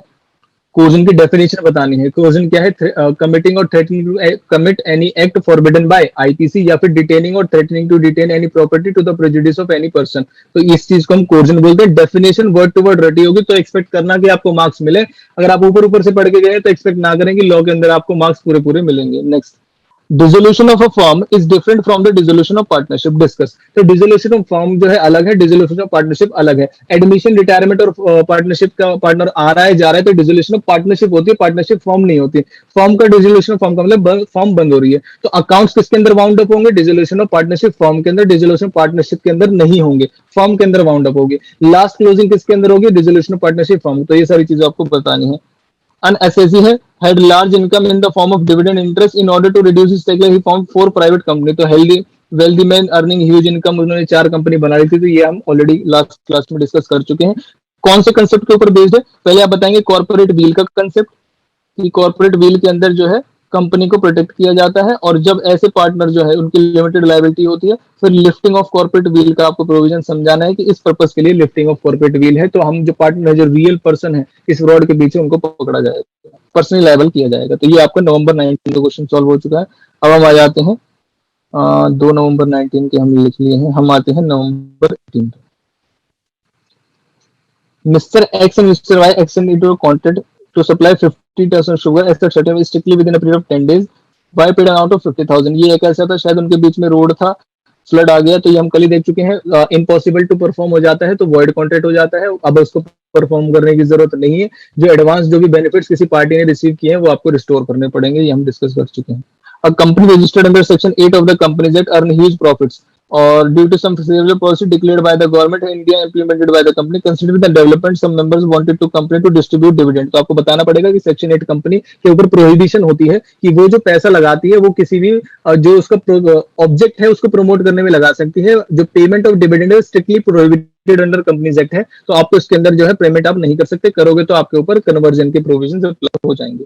नेक्स्ट आपको बताना है एसेटेन एंड अनएसेटेन गुड्स की डेफिनेशन। अब क्वेश्चन ने बोला है एग्जांपल, तो क्या आप एग्जांपल बताएंगे, आंसर इज यस। शॉर्ट में से समझ लीजिए एसेटेन और अनएसेटेन गुड्स क्या होते हैं। जब गुड्स किसी बल्क में रखे हुए हैं, एक जैसे गुड्स, और किसी पार्टी ने आके उनको अप्रोप्रिएट कर दिया है कि ये वाले गुड्स मेरे, तो इसे बोलते हैं क्या, एसेटिंग गुड्स। जो गुड्स स्पेसिफिकली अप्रोप्रिएट नहीं किए गए, मार्क नहीं किए गए, उन्हें बोलते हैं अनएसेटिंग गुड्स। इसके आप एग्जांपल दे देंगे और इससे रिलेटेड ट्रांसफरशिप के देंगे कि कब इसके ऊपर ओनरशिप ट्रांसफर होती है, क्योंकि 4 नंबर का क्वेश्चन है। कंटीजेंट कॉन्ट्रैक्ट आपको डिफाइन करना है, तो सेक्शन कौन सा लिखोगे, सेक्शन नंबर 31। कंटीजेंट कॉन्ट्रैक्ट क्या होते हैं, जो बेस्ड होते हैं इवेंट, अनसर्टेन इवेंट पे, हैपनिंग नॉन हैपनिंग पे। Discuss the essentials of contract. Essentials का मतलब क्या है, एसेंशियल का मतलब रूल्स रिगार्डिंग एनफोर्सेबिलिटी भी लिख सकते हैं, और एसेंशियल्स में बता सकते हैं इवेंट मस्ट बी अनसर्टेन, जो है पार्टी का इंटरेस्ट होना चाहिए। ये सारी चीजें आप इसके अंदर लिखेंगे क्योंकि 7 नंबर का। Explain the essential element to incorporate LLP. LLP से रिलेटेड पीडीएफ दी हुई है मैंने आपको, एलएलपी में वहीं से क्वेश्चन आया है और डायरेक्ट लिखना है आपको, स्टेप्स पूछे गए हैं। माइनर वाला क्वेश्चन एज इट इज हम डिस्कस कर चुके हैं। आपको बताना था कि before attaining majority, after attaining majority क्या इसके राइट्स लायबिलिटी होते हैं। Elect to become a partner, not elect to become partner, सब कुछ हम लास्ट वाले क्लास में देख चुके हैं।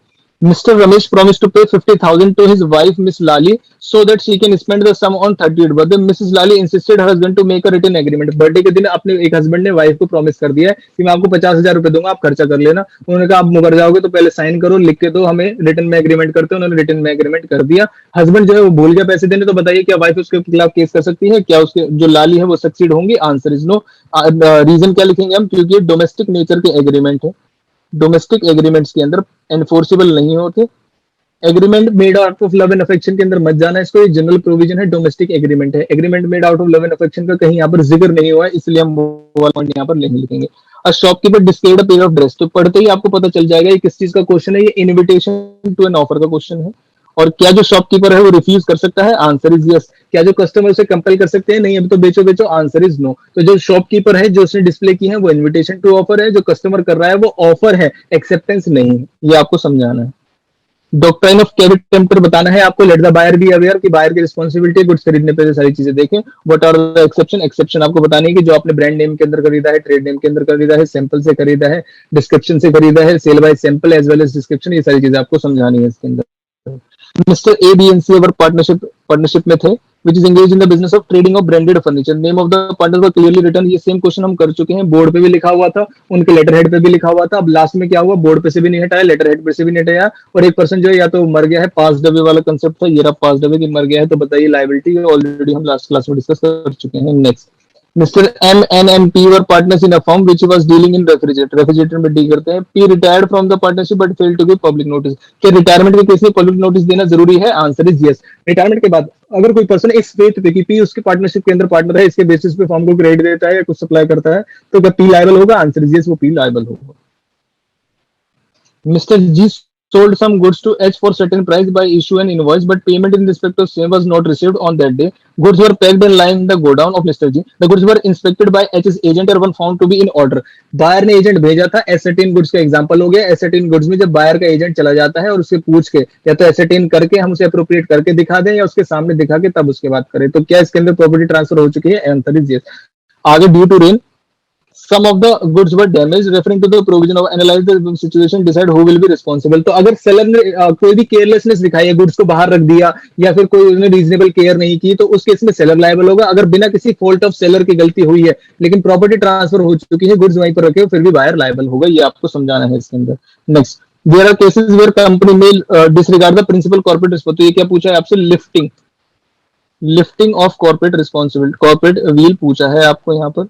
तो आपको इसका आंसर है, क्वेश्चन को पढ़ते ही आपको पता चल जाना चाहिए कि क्वेश्चन के अंदर क्या कंसेप्ट लगा हुआ है। Explain the modes of revocation of offer as maintain कौन, तो किस किस केस में जो है रिवोकेशन जो है ऑफर का हो जाएगा, किस तरीके से हो जाए आपको पता होना चाहिए। डायरेक्ट क्वेश्चन है कि जो टाइम लिमिट से पहले रिवोक कर सकते हैं, रिजेक्ट हो जाए ऑफर, ऑफर ही मर जाए, ऑफरर मर जाए, या फिर प्रेस्क्राइब मोड में एक्सेप्टेंस ना हो, प्रेस्क्राइब टाइम में एक्सेप्टेंस ना हो, तो इस सभी केसेस पे। State any 4 grounds on which court में डिसॉल्व द पार्टनरशिप फॉर्म, तो पार्टनरशिप फॉर्म को किस किस केस में डिसॉल्व किया जाता है? कोर्ट के डिस्क्रिप्शन पे, वो इसके अंदर समझाना है। डायरेक्ट क्वेश्चन है 4 नंबर का, तो जितने पॉइंट स्टडी मैट में लिखे हैं आपको सारे लिखने हैं। Next, mister X had purchased some goods from Mr. A building on credit. A credit period of 1 month was allowed to Mr. X. Before the due date, Mr. N went to the company and wanted to repay the amount due from him. He found Mr. Z who was there in the factory. ये पूरी कहानी है, पढ़ने की भी जरूरत नहीं है। आपको पता होना चाहिए कंपनी के जो इंटरनल मैटर्स है उसे आउटसाइडर की नॉलेज होने की जरूरत नहीं है। ये डॉक्ट्राइन ऑफ इंडोर मैनेजमेंट का क्वेश्चन है कि एमओर ए में जो लिखा है उसके लिए हम डीलिंग के लिए हम रिस्पॉन्सिबल है, आउटसाइडर को पढ़ के आना चाहिए था। लेकिन अगर कोई चीज आपके इंटरनल मैटर्स है, इंटरनल प्रोसीडिंग्स है, वो पूरी हुई है या नहीं हुई है, इससे आउटसाइडर को कोई लेना देना नहीं। यहाँ पे जो पर्सन पैसे देके आया है वो बिल्कुल उसकी पेमेंट है और कंपनी से दोबारा इसी केस के लिए पैसे नहीं मांग सकती। ये आपका नवंबर 18 का क्वेश्चन खत्म हो गया। नेक्स्ट आ गया मई 18 के पेपर में। ये बहुत आसान पेपर आया था क्योंकि पहला पेपर है। जॉइंटली प्रॉमिस 3 लाख तो आपको पता होना चाहिए। एक्स वाई जेड ये हमको सेम क्वेश्चन कर चुके हैं, 3 लाख दोनों को देने थे, एक पर्सन ने 1/2 दे के मर गया है, ये सारी चीजें हम लास्ट क्लास में देख चुके हैं। Ravi private limited has borrowed 5 crore from the Mudra Finance Limited. This debt is ultra vires the company. Examine whether the company is liable to pay the debt. Ultra vires the company है तो company will not be liable to pay the debt. State the relief if any available to Mudra Finance Limited. जो company है जो उसके पास जिन्होंने loan लिया है, क्या उनके पास कोई रिलीफ अवेलेबल है? Answer is no. आपको आउटसाइडर से, आप आउटसाइडर है, आपको एमओए और एओए की कंस्ट्रक्टिव नॉलेज होना जरूरी है। What is meant by delivery of goods, तो डिलीवरी आपको समझानी है और मोड्स बताने हैं डिलीवरी के। तो आपको मोड्स का मतलब होता है टाइप ऑफ डिलीवरी, तो आपको डिलीवरी के मोड समझाने हैं और क्या समझाना है इसके अंदर, डिलीवरी ऑफ गुड्स होती क्या है। तो डिलीवरी का मतलब होता है voluntary transfer of possession from one person to another, इसे बोलते हैं डिलीवरी। 3 टाइप की होती है, एक्चुअल, सिंबॉलिक और कंस्ट्रक्टिव। एक्चुअल में फिजिकल डिलीवरी करते हैं, सिंबॉलिक में जो उसके डॉक्यूमेंट टाइटल है उसके थ्रू करते हैं, और कंस्ट्रक्टिव डिलीवरी के अंदर वहां पर क्या होता है, कंस्ट्रक्टिव डिलीवरी के अंदर एक्चुअल ना तो चेंज इन पोजीशन होता है ना चेंज इन कस्टडी होती है, बस एक पर्सन जो earlier were holding goods behalf of other person, जो सेलर है, now is holding goods on behalf of buyer. ये आपको समझ। State the exceptions to the rule and agreement without consideration is void. Section 25. आप देख लीजिए, एक ना एक अटेम्प्ट में छोड़ के जरूर पूछा जा रहा है, केस स्टडी केस पे भी और वैसे भी। What are the essential elements to form LLP, ये आपको लिखवाया गया है कि एसेंशियल एलिमेंट्स क्या है एलएलपी के लिए। एलएलपी का नाम होना चाहिए, एलएलपी एग्रीमेंट होना चाहिए, 2 पार्टनर्स होने चाहिए, 2 डेजिग्नेटेड पार्टनर्स होने चाहिए, one of them should be resident in India होना चाहिए, और अगर आपकी बॉडी कॉर्पोरेट मेंबर्स है या पार्टनर्स है तो उस केस में उनके जो नॉमिनी है जिसमें से एक जो है दोनों इंडिविजुअल होने चाहिए और एक रेजिडेंट इन इंडिया होना चाहिए, ये आपको समझाना है। Distinguish between wagering agreement and contract of insurance 2 number का है, तो क्या पूरा लिख के है? नहीं, 3 से 4 डिफरेंस लिखिए, विद बेसिस चल जाएगा आपका काम। Next, examine the reason whether the given statement is correct or incorrect. Minor is liable to pay for the necessary supply to him. अब आधे से ज्यादा बच्चे 90% बच्चे इसका आंसर करेक्ट लिखेंगे कि क्या ये स्टेटमेंट करेक्ट है। Answer is no, not correct, incorrect है ये, क्योंकि यहाँ पर माइनर लाइबल लिखा हुआ है। तो क्या माइनर लाइबल होता है? Answer is no. Minor state if any will be liable to pay the debts, जो भी उन्होंने नेसेसरी सप्लाई के लिए की है। तो ये आपको समझाना है आपसे, इसलिए उसने पूछा है कि पहले गलत करो, पहले स्टेटमेंट को बताओ कि क्या ये स्टेटमेंट विद रीजन की करेक्ट है, इनकरेक्ट है। तो आधे से ज्यादा बच्चे से लिखेंगे करेक्ट, नेसेसिटी के लिए लाइबल होता है। आंसर इज नो, इनकरेक्ट है, माइनर लाइबल नहीं होगा, उसकी स्टेट लाइबल होगी। डिसोल्यूशन ऑफ फर्म और डिसोल्यूशन ऑफ पार्टनरशिप बहुत इजी क्वेश्चन है, ये आप लिख सकते हैं। Consequences of non registration 4 number का, सेक्शन नंबर आपको 69 इसके अंदर समझा के आना है।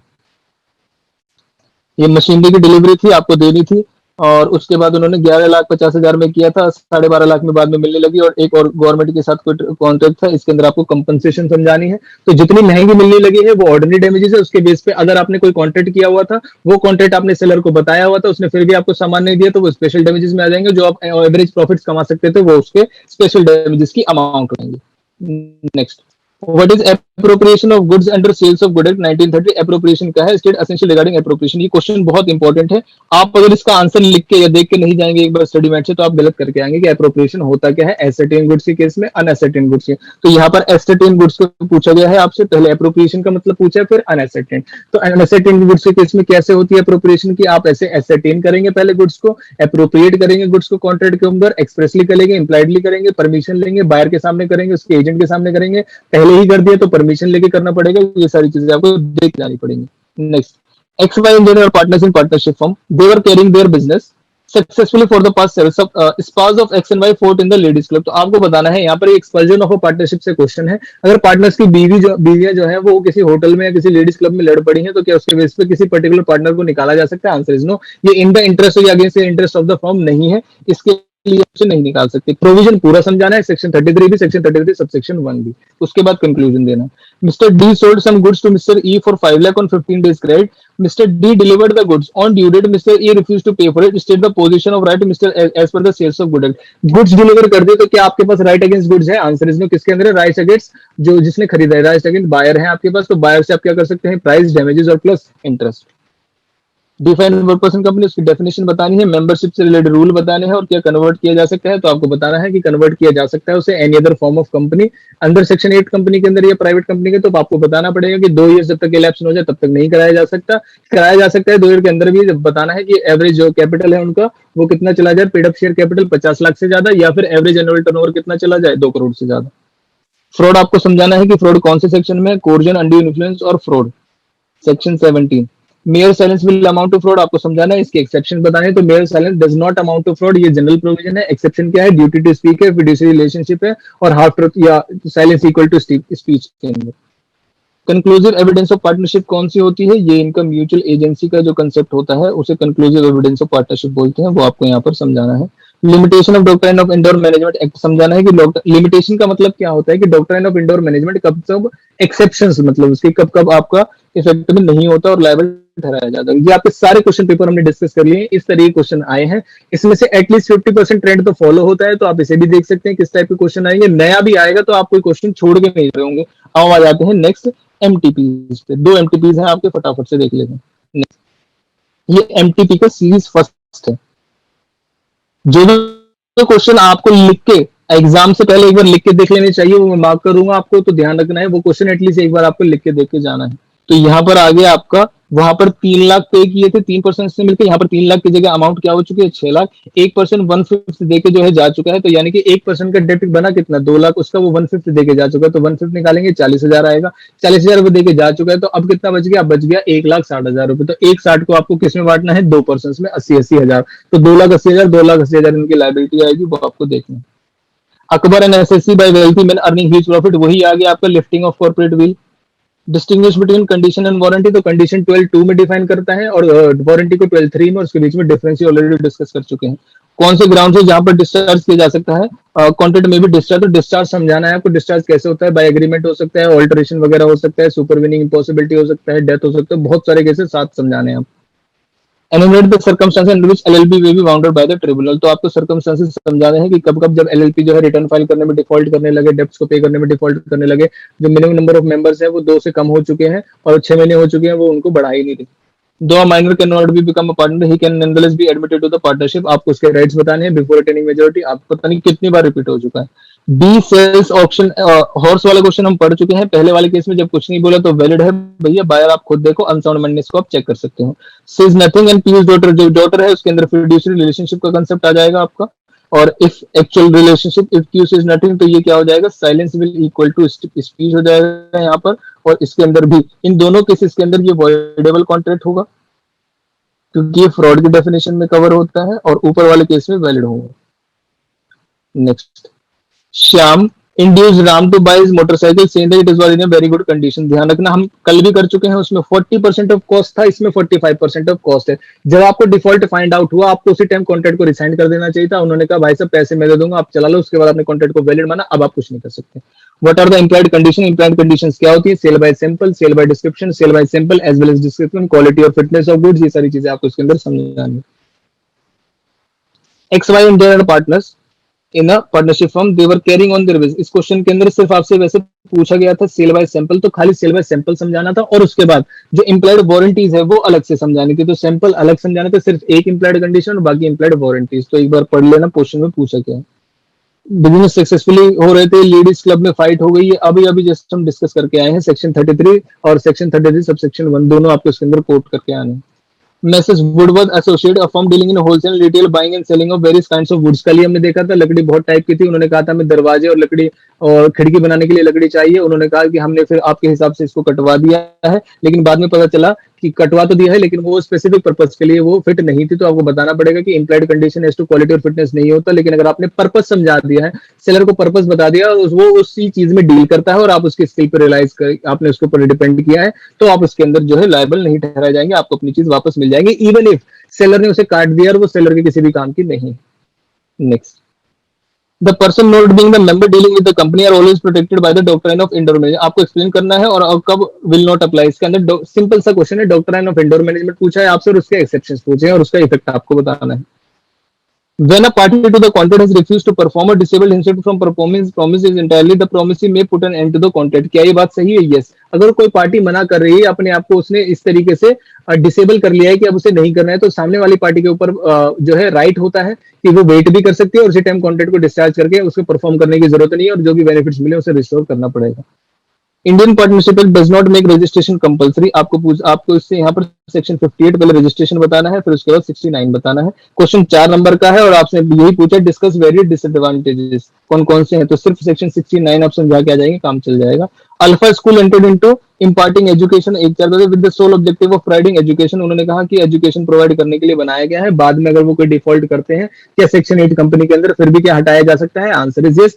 गवर्नमेंट के पास पावर है कि अगर आप रूल्स से जो है इस क्वेश्चन का आंसर आपको पढ़ के जाना पड़ेगा, वरना आप नहीं लिख पाएंगे कि गवर्नमेंट के पास, सेंट्रल गवर्नमेंट के पास पावर है कि लाइसेंस दे सकती है, तो वो आपका रिवोक भी कर सकती है। इस केस में आपका जो लाइसेंस है वो लाइसेंस कैंसिल किया जा सकता है, और उसके बाद आपको ऑर्डर किया जा सकता है कि आप अपनी कंपनी को क्या कर दीजिए, वाउंड अप कर दीजिए, या फिर आपको ऑर्डर किया जा सकता है कि आप दूसरे किसी टाइप की कंपनी से अमालगमेट हो जाइए या किसी और कंपनी से मर्जर हो जाइए। ये कुछ ऐसे पॉइंट्स है जो आपको ऐसे समझ में नहीं आएगा, पहले आप आंसर पढ़ लेना तब आपको समझ में आएगा। तो डायरेक्ट पॉइंट्स के क्वेश्चन है ये, आपको क्वेश्चन खत्म, ये एमटीपी पार्ट नंबर फर्स्ट खत्म हो गया। नेक्स्ट पे आते हैं। Shambhu Dayal started self service system in his shop, किस चीज का क्वेश्चन है ये? इनविटेशन टू एन ऑफर का क्वेश्चन। सेल्फ सर्विस सिस्टम का क्या मतलब होता है? आप हमारी दुकान पे आइए, सामान लीजिए और हमें बताइए कि हम ये सामान खरीदना चाहते हैं, फिर हम डिसाइड करेंगे आपको देना है या नहीं देना है। इसे self service system invitation to an offer बोलते हैं, जो कि डिफरेंट होता है, ऑफर से, वैलिड नहीं होता, इसके बेस पे कॉन्ट्रैक्ट वैलिड नहीं होता। X had purchased some goods from Mrs. Avery on credit. Credit period of 1 month दिया गया था। Before due date, the company wanted to repay the due from him. Found Z, who was the factory supervisor. Indoor management का question है, अभी discuss किया। Explain the term delivery and its form. तो delivery, position transfer, voluntary transfer, उसके types अभी हमने discuss किया था। एंटिसिपेटरी ब्रीच क्या होता है, पार्टीज के पास क्या इफेक्ट होता है। तो एंटिसिपेटरी ब्रीच का मतलब क्या है, जब बिफोर ड्यू डेट पार्टी क्या है ब्रीच कर जाए, मना कर दे परफॉर्म करने से, तो इसे एंटिसिपेटरी ब्रीच बोलते हैं। उसके बाद क्या राइट होता है, हम उसी टाइम पे उस कॉन्ट्रैक्ट को रिसाइंड मान सकते हैं, कॉन्ट्रैक्ट को कैंसिल कर सकते हैं, या फिर सामने वाली पार्टी को हम वेट कर सकते हैं, तब तक कॉन्ट्रैक्ट को वैलिडेट कर सकते हैं। Difference between limited liability partnership and limited liability company, LLP के बीच में सिंपल सी चीजें डिफरेंस बताना है। कौन किसका एक्ट है, एक का 2000 एक्ट है, 2008 है, एक का 2013 है। किसके अंदर लिमिटेड लायबिलिटी होती है, किसके अंदर क्या अनलिमिटेड लायबिलिटी भी हो सकती है, कौन से एग्रीमेंट से चलते हैं, कौन से एमओए एओए से चलते हैं, सब कुछ समझाना। Whether a minor may be admitted to the business of a partnership firm, explain the rights of a minor in partnership firm। तो क्या माइनर को एडमिट किया जा सकता है? यस, सिर्फ बेनिफिशियरी एज अ पार्टनर नहीं ट्रीट किया जा सकता उसको। राइट क्या होते हैं, जो नॉर्मल पार्टनर के राइट है वो सारे उसके राइट से, लायबिलिटी नहीं होती। Next, Mr. X and Y entered into contract on 1st August by which X had to supply 15 tons of sugar at a certain strictly within a period of 10 days। उसके बाद रास्ते में कुछ हो गया भाई साहब, कॉन्ट्रैक्ट जो है सुपरवीनिंग इम्पॉसिबिलिटी की वजह से परफॉर्म नहीं हो पाया, without the fault of seller. Seller की गलती नहीं थी, तो कॉन्ट्रैक्ट फिर भी क्या हो जाएगा, वॉइड हो जाएगा। जो भी पार्टनरशिप को यहाँ पर जो भी जिस पर्सन को बेनिफिट्स मिले हैं उसे रिस्टोर करना पड़ेगा, एडवांस वगैरह जो भी मिला है। What do you mean by the term unpaid seller? और when can an unpaid seller exercise right of stoppage in transit? तो stoppage in transit आप तभी कर सकते हो when seller has parted with the goods। Seller के पास goods नहीं है। दूसरी चीज, वो एक कैरियर के पास है जिसके अंदर वो बायर के पास नहीं गए हैं लॉफुली, या उसके एजेंट के पास नहीं गए हैं, और उसे पता चला है जो सेलर है, जो बायर है, वो इंसॉल्वेंट हो गया। उसी केस में आप स्टॉपेज इन ट्रांजिट लगा सकते हैं। ऑफिस फर्नीचर में डील कर रही थी पार्टनरशिप जो है, एक मेंटेनेंस का चार्ज था, and she was in charge of handling recently though an agreement among them it was. ये भी इंडोर मैनेजमेंट का क्वेश्चन है। अंदर आप क्या कर रहे हो उससे हमें क्या लेना देना, आउटसाइडर को यहाँ पर प्रोटेक्ट किया जाएगा। Next, Samuel agree to purchase 100 bales out of his large stock. ये हमने क्वेश्चन लास्ट क्लास में किया था कि 60 बेल्स, मतलब लास्ट वाली वीडियो में ये क्वेश्चन है, इसका पूरा प्रॉपर आंसर लिख के भी किया था हमने कि 60 बेल्स का कॉन्ट्रैक्ट किया था, 60 बेल्स ऑलरेडी उन्होंने पैक कर पाए। हमारा वहां पर पर्सन एजेंट गया है, लेकिन ये नहीं बताया था क्वेश्चन के अंदर कि उस एजेंट से पूछ के किया था, उसके सामने किया था, या पहले ही कर दिया था। तो आपको दोनों एजम्पशन में आंसर दे रहा है। अगर हमारा पर्सन जो वहां पर गया था उससे पूछ के किया गया है, या फिर उसके सामने किया गया है, तो 60 बेल्स की ओनरशिप बायर के पास है, वो रिस्पॉन्सिबल होगा। उसके सामने नहीं किया गया, उससे पूछ के नहीं किया गया, तो उस केस में 100 बेल्स की जो रिस्पॉन्सिबिलिटी है उसकी सेलर की, क्योंकि ओनरशिप ट्रांसफर नहीं हुई है।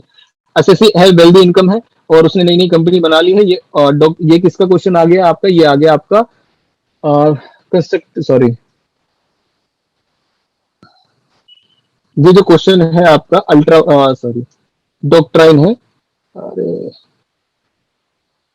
कॉर्पोरेट व्हील, कॉर्पोरेट व्हील का क्वेश्चन है कि कॉर्पोरेट व्हील के अंदर आपको प्रोटेक्ट किया जाता है, कंपनी को प्रोटेक्ट किया जाता है, मेंबर्स को प्रोटेक्ट किया जाता है, और लिफ्टिंग ऑफ कॉर्पोरेट व्हील का क्वेश्चन है। आप अपने साथ एग्जाम में ना होने थे पूरे सीक्वेंस, पूरी जितने भी प्रोविजन है बार बार पढ़ के जाए। Define consideration, state the characteristics of a valid consideration. Characteristics का मतलब essential of a valid consideration, वही बताने हैं। It must move at the desire of promisor, may move from promisee और एनी अदर पर्सन, यही सारी चीजें बतानी।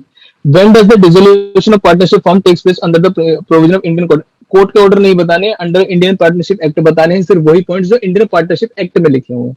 फिर से काउंटिंग का क्वेश्चन आ गया है। डायरेक्ट एंड रिलेटिव्स हैं, क्या ये काउंट किए जाएंगे? यस। एम्प्लॉयज काउंट किए जाएंगे? नहीं। एक्स एम्प्लॉयज काउंट किए जाएंगे? 5 कपल्स हैं जॉइंटली इन द नेम है, तो इसे कितने ट्रीट किए जाएंगे? 5, और अदर्स को भी ट्रीट किया जाएगा 5, तो 190 और 5 टोटल मिला के 200 हो गए हैं। ये हमसे क्या पूछ रहे हैं, board of directors of the company propose to convert it into a private company. तो क्या प्राइवेट कंपनी में कन्वर्ट करने की जरूरत है, क्या कोई रिडक्शन करने की जरूरत है? आंसर इज नो, 200 है, इसमें कोई भी रिडक्शन करने की जरूरत नहीं। आई होप पॉइंट समझ में आ गया है इसके अंदर।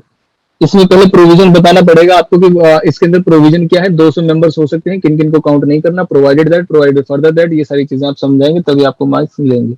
ये आपके एमटीपी खत्म हो गए। अब हम आगे हैं लास्ट पार्ट, जो कि हमें क्या डिस्कस करना है, सिर्फ और सिर्फ RTP.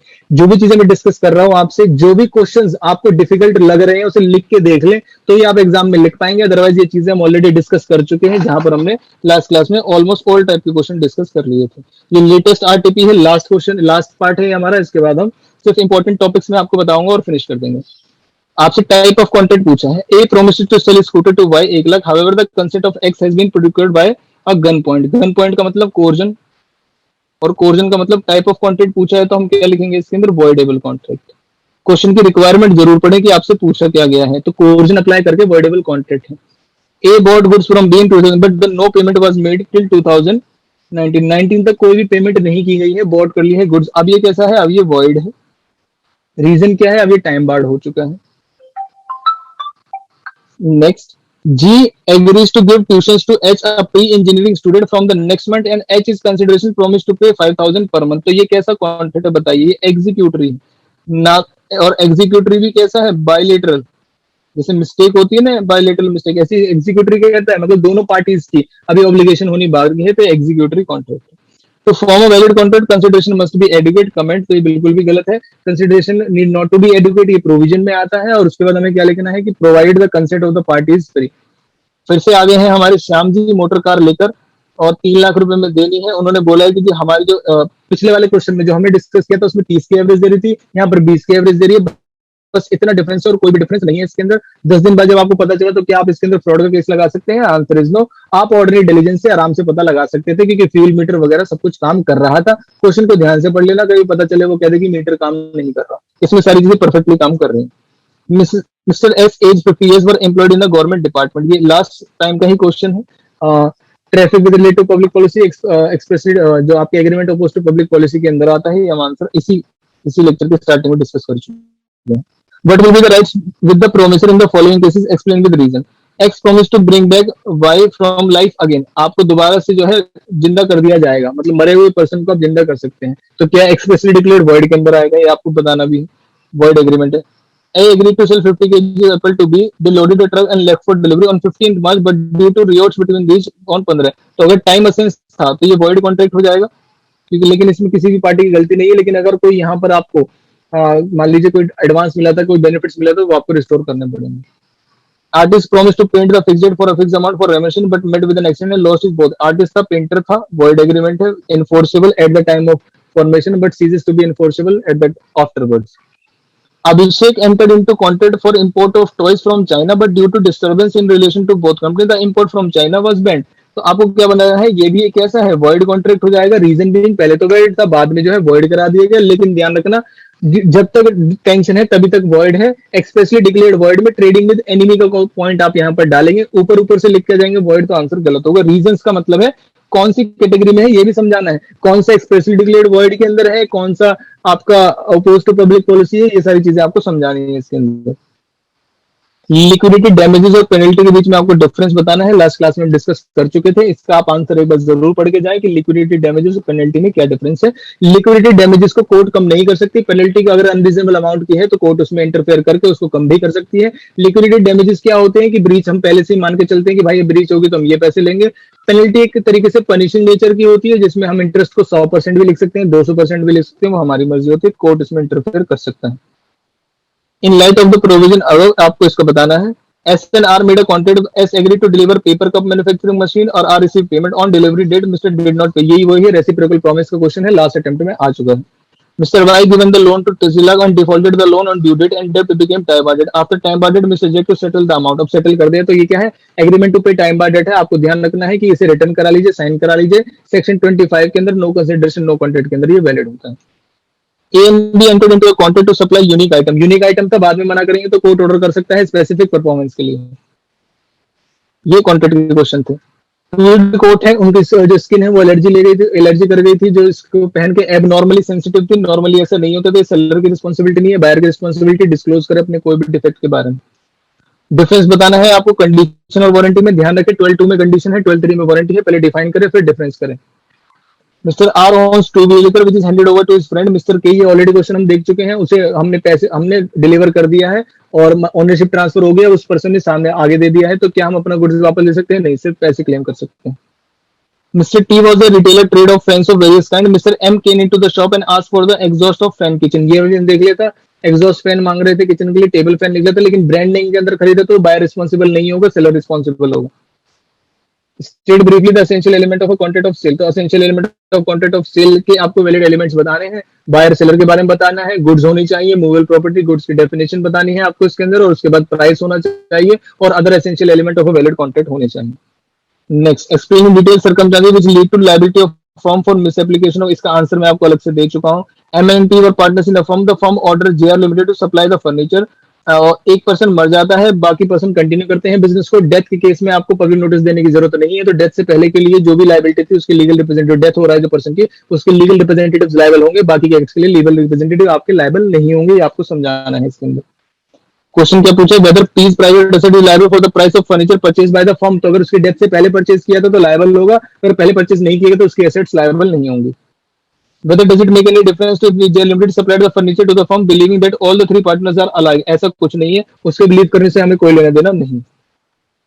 Mr. A transfer his share in the partnership firm to B transferee. Mr. B is not entitled to few rights. ये हमने पढ़ा था राइट्स ऑफ ट्रांसफर। हम अपने शेयर, पार्टनरशिप का शेयर एक just another type of property होती है, उसे ट्रांसफर किया जा सकता है, लेकिन जो ट्रांसफर है उसके पास राइट्स नहीं आते, स्पेशल टाइप के कुछ राइट्स आते हैं, वो भी कब, जब पार्टनरशिप डिसॉल्व होने वाली होती है।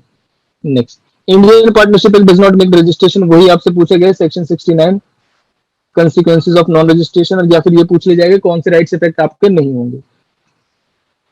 What do you mean by designated partner? But is mandatory to appoint designated partner? Designated partner क्या होते हैं, जो all the legal affairs of a limited liability partnership देखते हैं, वो designated partner होते हैं। एक LLP को at least minimum 2 designated partners को appoint करना होता है, one of them should be resident in India, और अगर वो body corporate है तो उनके nominee जो है, individual person जो है, वो designated partner होंगे, one of them should be resident in India। ये चीजें आपको बतानी है। क्या ये mandatory है? आंसर इज यस, ये mandatory है to appoint partner। नेक्स्ट, अब आगे लास्ट हमारा रह गया कंपनीज एक्ट। कंपनीज एक्ट के अंदर आते हैं, इक्विटी शेयर्स हमने दिए थे 15 करोड़ के और नॉन कन्वर्टेबल है, वही एसोसिएट कंपनी की डेफिनेशन है। ऐसा ही क्वेश्चन हम अभी भी डिस्कस कर चुके हैं।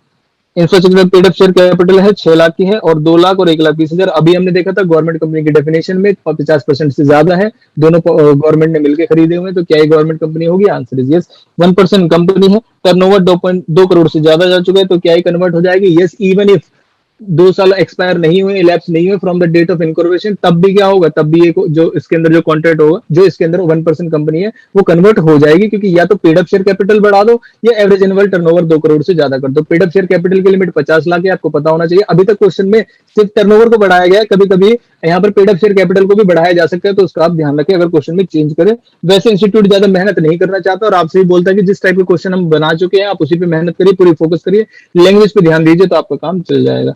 तो हम आ गए हैं लास्ट पार्ट पे।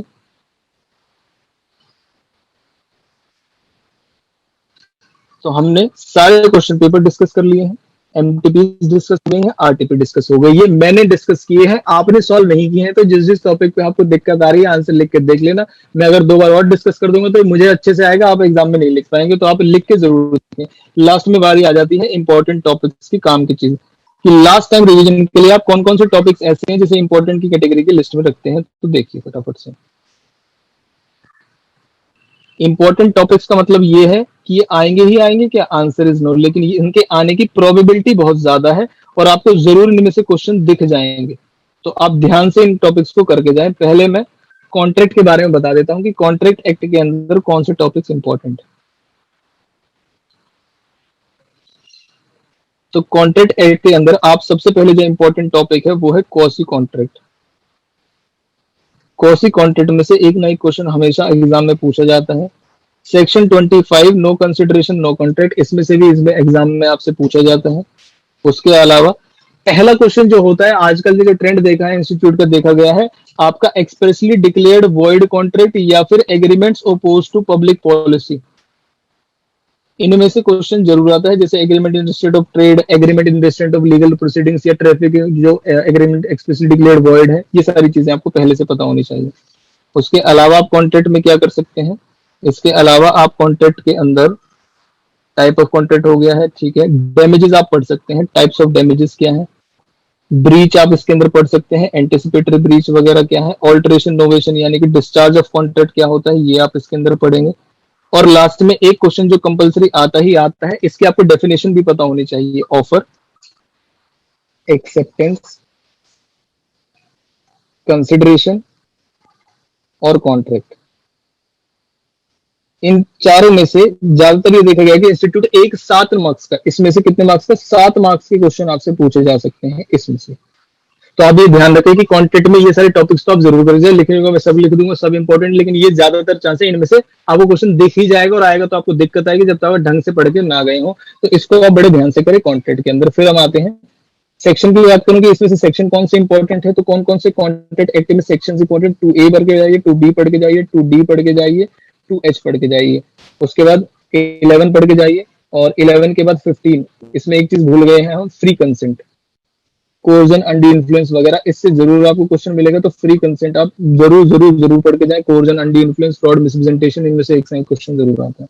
तो उसके बाद आप 15 इसके सेक्शन पता होने चाहिए। 15, 16, 17, 18 तक आपके ये सेक्शन है।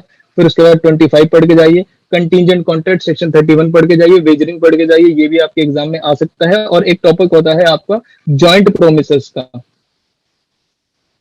वो आप जरूर पढ़ के जाएं। चाहे उसमें लॉस का क्वेश्चन आ सकता है या फिर एक पार्टी को कंपेल किया जाता है पे कराने के लिए, वहां पर भी आपसे पूछा जाएगा। हालांकि हम इतने क्वेश्चन डिस्कस कर चुके हैं, टॉपिक सारे कवर हो चुके हैं वहीं पर ऑलरेडी। नेक्स्ट आ गए हम सेल्स ऑफ गुड्स एक्ट में। सेल्स ऑफ गुड्स एक्ट में क्या इंपॉर्टेंट है देखिए।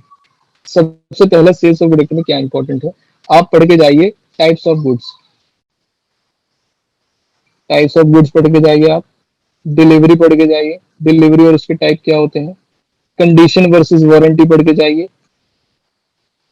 जब मैं कंडीशन लिख रहा हूं तो इसका मतलब है condition plus implied condition, and जब मैं वारंटी लिख रहा हूं इसका मतलब वारंटी प्लस इंप्लाइड वारंटीज। तो ये दोनों इसके अंदर आती हैं, इसके साथ साथ मतलब इंप्लाइड भी।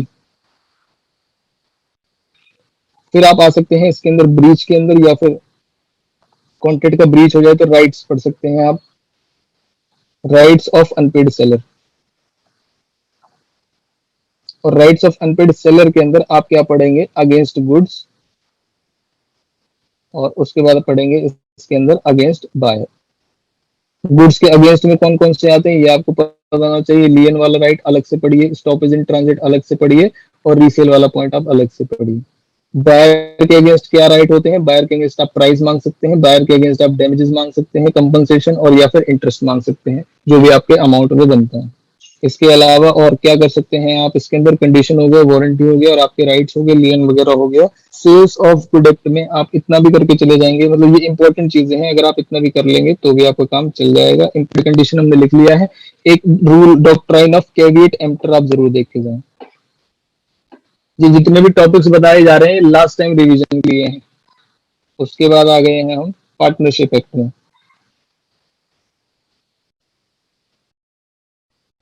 पार्टनरशिप एक्ट के अंदर आपको क्या क्या पढ़ के जाना है। पार्टनरशिप एक्ट के अंदर आपको implied authorities of a partner, काफी टाइम से क्वेश्चन नहीं आया है।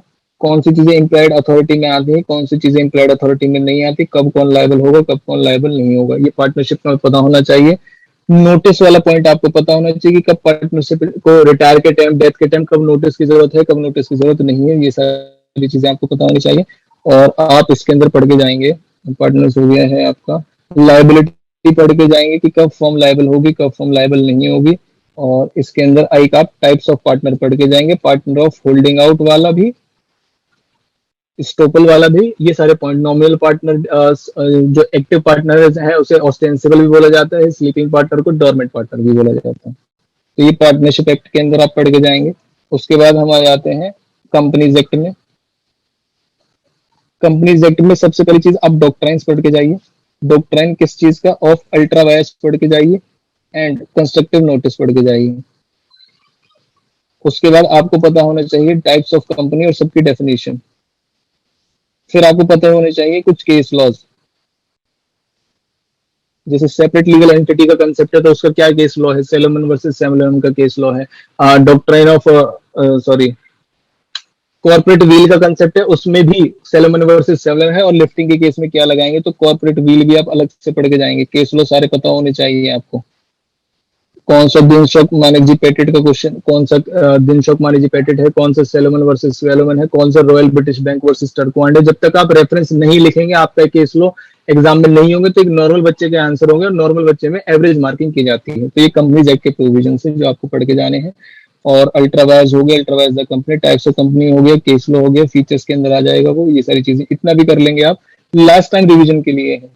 फिर आते हैं हम एलएलपी के। एलएलपी के अंदर आप क्या पढ़ के जाएंगे, तो एलएलपी के अंदर आप एलएलपी का इनकॉर्पोरेशन, डेजिग्नेटेड पार्टनर का कंसेप्ट, नॉमिनी वाला पॉइंट,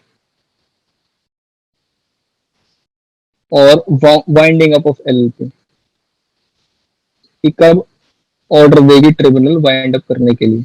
ठीक है। पार्टनरशिप में एक टॉपिक और ऐड कर लीजिए कि पार्टनरशिप का डिसोल्यूशन,